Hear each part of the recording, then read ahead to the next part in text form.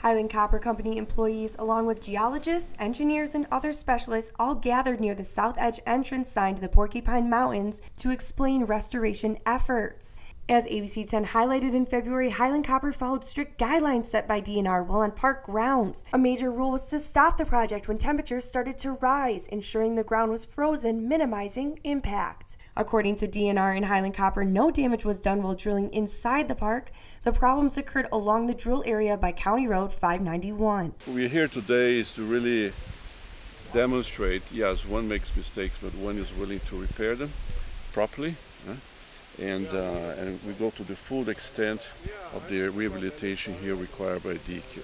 Around 233 feet of land on either side of 591 is what's known as a right-of-way property, or also called a buffer zone. We thought it would be safer because to use the snowmobile trail. These are tracked vehicles.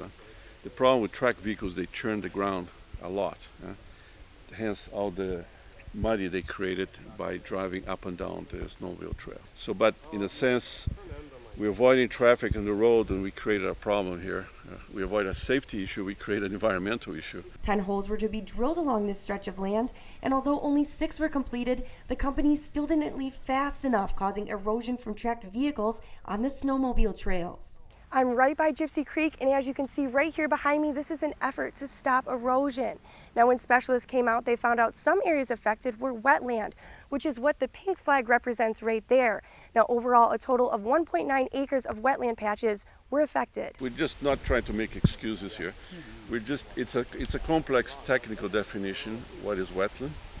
And this had not been mapped, essentially, and we did not interpret this is wetlands. Vegetation, hydrology, where's the water table, and the soil types.